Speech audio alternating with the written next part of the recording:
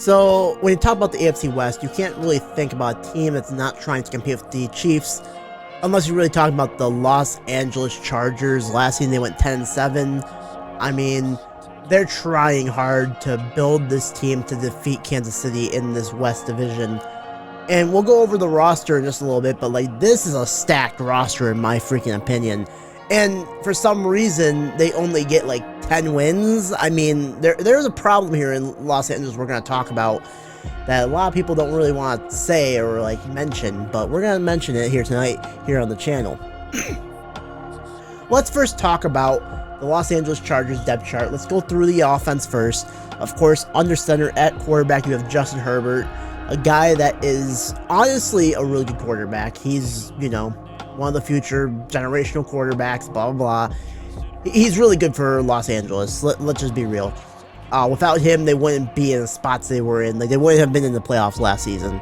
They also have Austin Ekeler in the backfield, who is more of a... He does everything just all around. Passing, running the ball. He's just an all-around back, and it's good to have him on this roster as well.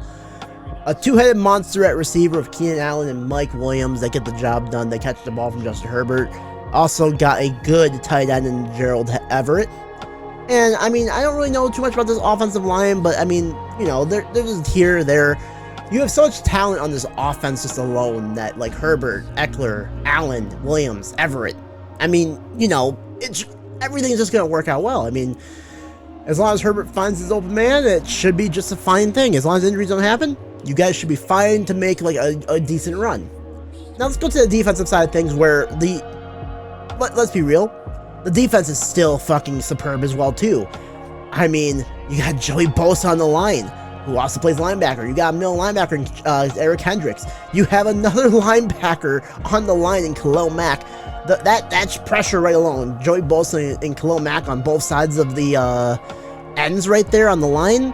That's pressure just alone. Maybe needs a nice nose tackle to add to it, but I mean, hey, you got Bosa, you got freaking Khalil Mack. That's two freaking monsters right there. And then the secondary. I mean, you got Ace Samuel Jr., who's not has proved himself yet in the NFL. I mean, you know, he's known for his dad more so say, but I mean, if he can get like his situation going here, he might be like really top of a CB line.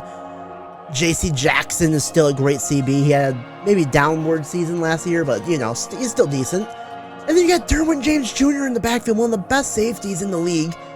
I mean, this team is stacked head to toe, and it's kind of crazy that, you know, only 10 wins. I think you get a better coaching staff in Los Angeles. I think they can compete with the Chiefs and, you know, beat them.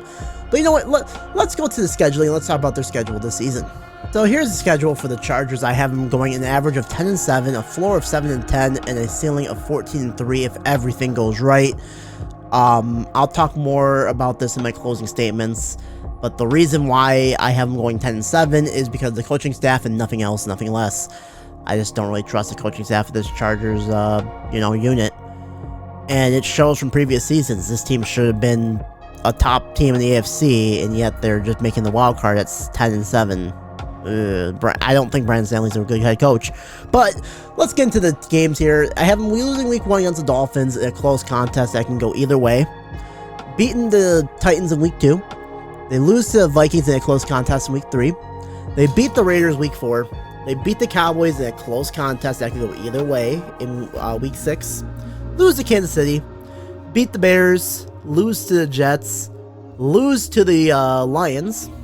They beat the Packers. They beat the Ravens in a close contest.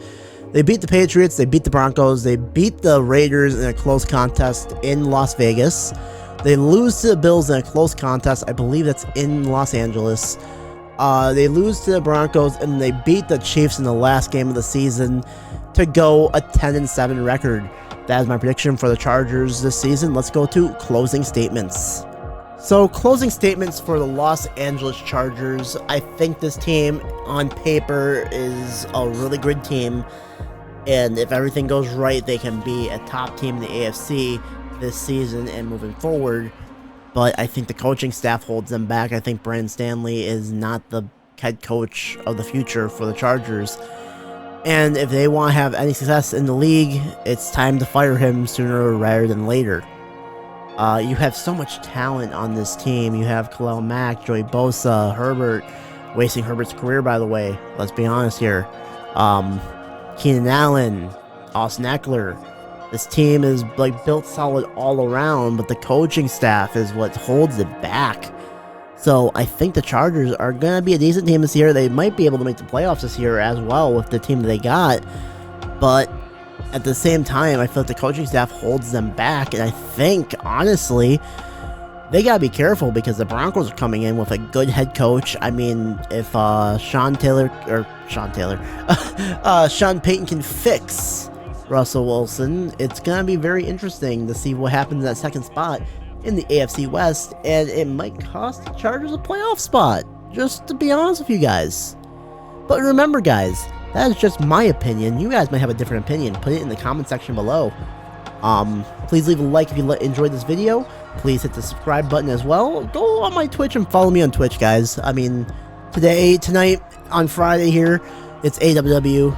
Of course, that's like my big series, so go hit that follow button on Twitch and come talk to us on AWW this week. Yeah, but next we're going to be talking about the Las Vegas Raiders. I'll see you guys then, but until then, peace out.